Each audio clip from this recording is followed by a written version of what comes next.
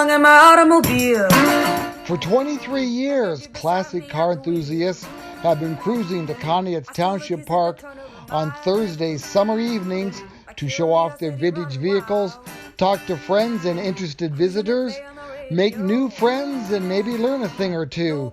You can bet the oldies are playing as well. Riding along in my automobile. Yeah, it's a lot of, people with a shared interest, and there are, many people that you see here every week, kind of a core of people. The thing I kind of find interesting about it is that you will find, a lot of times you'll see something you've never seen before. Somebody shows up that's from a little further away, and you see an unusual car or something interesting. And okay, this is a 1952 Chevrolet. It's all stock. It's a 235 Blue Flame straight six. So it's got the Power Glide automatic transmission in it. And the thing that's kind of historically significant about this car is the Chevrolet and the Ford and the Plymouth were the three cars from the big three automakers that were in the low price field. They were the cheap cars. And this was the first inexpensive car that had a fully automatic transmission. They came out with the Power Glide in 1950. And at the same time, so they put the little bit bigger engine, the 235 was the truck engine, and they put a little bit higher gear ratio in the rear end. The standard shift cars had a 216 with a 411 gears. This has got the 356s. So this car could conceivably go out and run on the turnpike like with the big Caddies and Packards and stuff like that and run 60, 65, even 70 miles an hour all day and it wouldn't hurt it. I've done it. It runs just beautiful. Now, is this the kind of standard transmission where you had to take your foot off the gas like at 35 miles an hour and put it back on again? No, that was like the Chrysler products. Okay. They had the fluid drive, which was kind of a quasi-automatic. It had a clutch. That had a torque converter in it like this, but it also had a regular manual 3-speed gearbox. So you could shift through the gears if you wanted to, or you could just come to a stop and then step on the gas and take off like this does.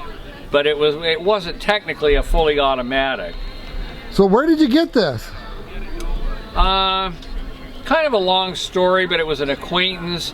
I also dabble in like old time music, and there was an old fiddle player from down in Virginia actually that owned it, and so a mutual acquaintance kind of, he was looking for somebody that would be interested in it and whatnot, so I wound up bringing it up from Virginia. Now how long ago was that? Almost 20 years ago. Most of the people I've talked to here, they've had their cars for a while, and some of them it was a retirement project. Yeah, well, I'm not quite to that point yet. But it's just I actually do this for a living. I'm an auto technician, and I work on modern stuff, pretty much out of necessity. It's not really as much fun as it used to be. Back in this day, this stuff was fun, and I still do it as a hobby. I mean, some people think I'm nuts because it's like, well, if you work on them all day, what do you want to go home and work on them at night for? But it's a different kind of car. It is. It's a different experience, yeah. I just actually had this one. This had some, I think the old man drove it up through the red mud down there and across the mountain, and it rusted out, and him and his kid did some kind of poor body work on it, and I've never really finished it because I don't like body work to begin with, but mechanically it runs fantastic. It's fun to drive, and I just actually went on a trip a couple weeks ago and I took it out across US Route 6 across the top part of Pennsylvania over toward Wellsboro area, and went across the Allegheny Mountains, and it was just a blast. It's just really so fun to drive, and it's kind of like I actually posted it to some of my old-time music friends, and I said driving on an old road in an old car is like listening to an old song. It can take you back. It's a time machine. The heater was optional on this, and it has an Arvin heater in it, which I actually have out on the bench right now repairing it. So right now it's a bare bones. So, but I was curious. 1952, there were cars that were the heater was an extra. On some of them, yeah. Wow. I bet around here a lot of people bought them. Probably would have to, yeah. Yeah. So, actually, Stuart Warner Company that made speedometers, they used to sell a little heater called a South Wind. It was gasoline. And there was a little line you'd tap into your carburetor and run inside. And it was a little burner that you'd light in there. And I had that same reaction. I worked at an old auto electric and carburetor shop years ago, learned from some real cool old timers, and they told me how they used to install those as an aftermarket option. And I said, well, wasn't that dangerous? And they said, as far as anybody ever knew, there was never an incident with any explosions or fire or anything. It was apparently a very safe unit, but it was instant heat. You'd light it off and you had heat like right now, so very popular at the time.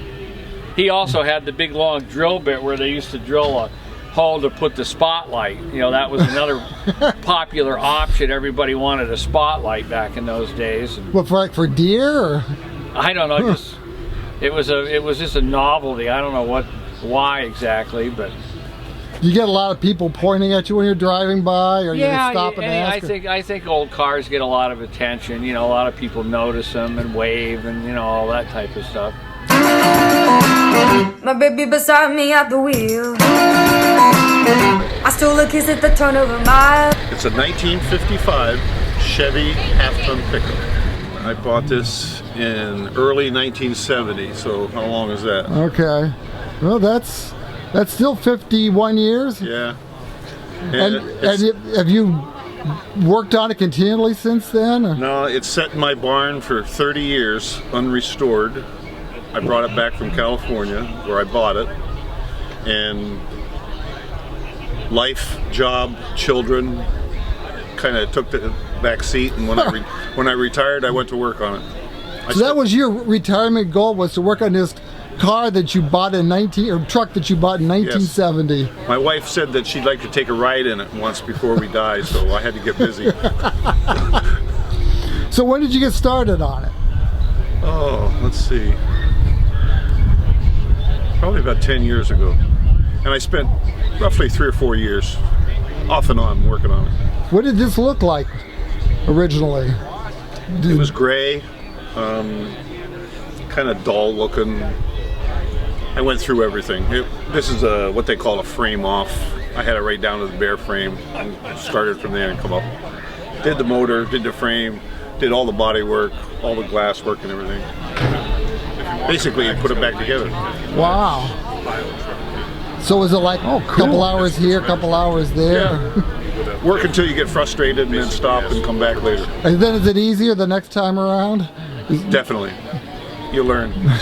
I have what I call the rule of 3. You put it together and take it apart 3 times, you know, when you're putting stuff together. So what was it like the first time that you got in and it started and you were able to drive it down the road? A real sense of accomplishment. I bet. You say, geez, all this work that I put into this, I might see something happen, you know. So Sherry, was she surprised that you actually did she think maybe you would never get it done, or? No, she never was critical. She says, you're going to finish that, I can tell. You're going to finish it. She helped me on a couple of things, you know, where you need more than 2 hands. You know. An extra set of hands never hurt anybody. So did you drive this year around, or just put it away in the winter? Or? Just in the summertime, you know, not in the winter or anything like that. Do you have people stop and ask you questions? Or? Oh yeah. What year is it? Where'd you buy it? You know, I had a young guy in a gas station ask me what dealership I bought it at. He wanted to go buy one. The thing that surprised me the most is when I had this done is when I was young 50 years ago, girls didn't like pickup trucks. Girls like pickup trucks now. So if anybody sees this and you're 16 years old, you want a pickup truck if you want a girlfriend. Good to know. Good to know. So did you have to modify where you put the gas or anything? No, I'm what they call a purist when it comes to old vehicles. I wanted this to look like it did when it come off the truck in 1955. Do you have other cars? I have another one that I'm working on right now, yeah. It's a 65 Falcon Ranchero. I went by your house one day. Out That's there. right. She used to live next door. That's right. Okay, we got a father and son team here. Hey, Gary. What kind? This is a '65 Chevy Impala. Yes, Is that correct? 1965 Chevy Impala. Okay, and you bought it? No, I bought the car in 2010. Okay. Out in Kaiser, Oregon. Kaiser, Oregon? Yes, it's a West Coast car. Came from out west. Oh, okay. And I brought it home in 2010 and 2011, and over a course of 2 years, me and my brother pieced it together and built a car like my dad had originally when we were kids. So, and you're the dad. Yeah. So is this like a gift for him or something? Yeah, Because we restored a car back to what like we had when we were kids. So the gift for him and what we grew up with. And So- then we completed it in 2012, so 9 years now, and we've had it on the road. so you've had it on the road for 9 years, but how many years did it take for you to restore it? It took a period of about 2 years overall.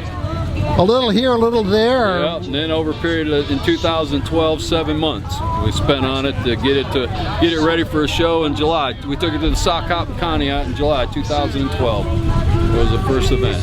So what kind of shape was it in when you got it? It was the body was solid, but the interior was rough.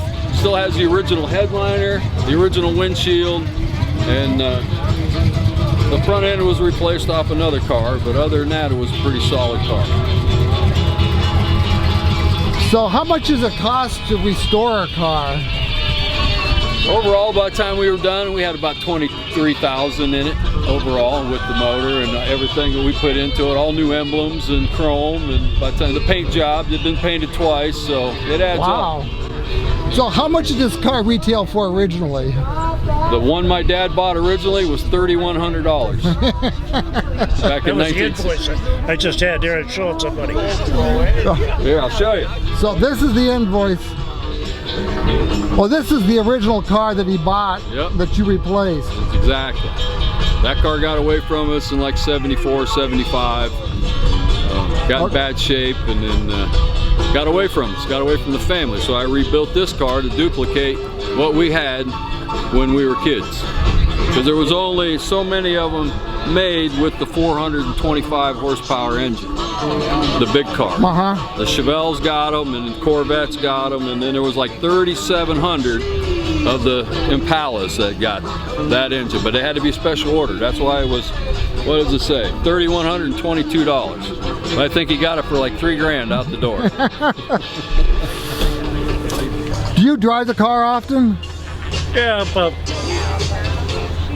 once every 2 or 3 times a week. So you do it to go grocery shopping or whatever? Go get the paper, you name it. He been putting some miles on it. Not very often. We don't put that many miles on it. It's too expensive to run. Get him in it. Why is it expensive to run? Big block like that with dual 4 barrels. Uh-huh. Do you like the way it rides? Pardon? Do you like the way it rides? Oh yeah. Rides, handles good. Can't complain. He did a nice job on it. That's a big heavy car, it just floats down the road. So, get over there a little bit closer. right. So tell me why you like a car like this in 1965 versus something from 2021. Let me count the ways. Yeah, well, when you like older stuff, it's easier to work on. The newer stuff's all computerized, so you know, I haven't updated all computer stuff. I'm pretty much old school and stick with carburetors and what's easy to fix and cheap and affordable to fix. And stuff that you don't have to go back to the dealer a couple times to find out how to play the radio. That too. No Bluetooth on star here.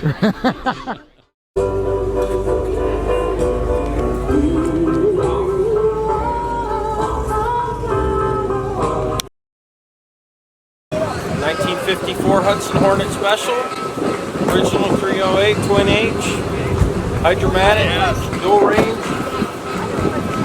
We've had it for 3 years now. Love it and drive it. So, you drive it to the grocery store and stuff, or is it just special occasions? Yeah. Take it to the store. Take it to the store, take it out to get ice cream, go to the car show. She's driven it to work a couple times. Where'd you find it? It was actually in Ashtabula and it belonged to a lady that lived here in Conneaut. Oh, really? She had it all this time? Yeah, they had it since 1995. So. Do you have other cars? Yeah. Got a few others. So it's a hobby? Yeah. Is it an expensive hobby? Yes. Do you take donations? Oh, I wish I could. Yeah. What is, why is it better to be driving something like this than a new car? What do you like more about these? Easy to work on, easy to maintain, just more fun to drive, you know. Too many computers, too much wiring, you know, everything else in the new cars. I'd rather run something old, something simple. Think about it. 34 Ford pickup, Flathead V8, pretty much close to original.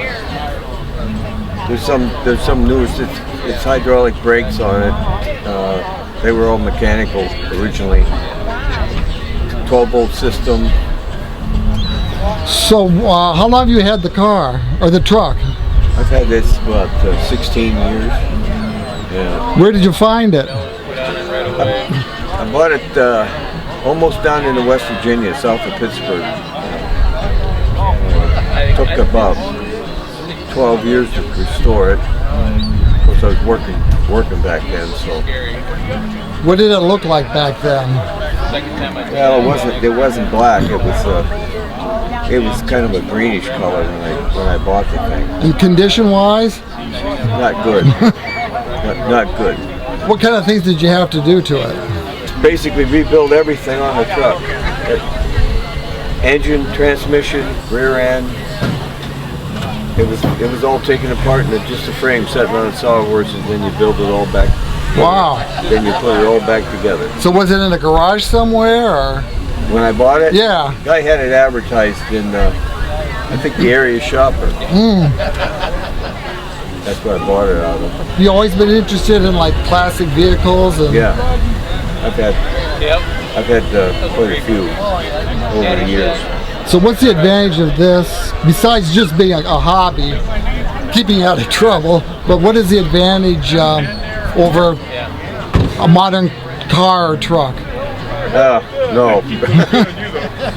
There isn't an advantage. I mean, all your new stuff you can get in them and take off, and these you got to keep after them. There's always something to do. There's always maintenance to do on them? Yeah. They've come a long way since 1934. So you appreciate newer vehicles? Yeah. So do you just drive this in the summer? Yeah. I go to cruises like this and for a couple hours and go home. That's what I like. Do you get a lot of questions when you're going down the road? Yeah, a lot of people give you a thumbs up and wave at you. Yeah, it's a nice hobby. With no particular place to go, riding along in my automobile.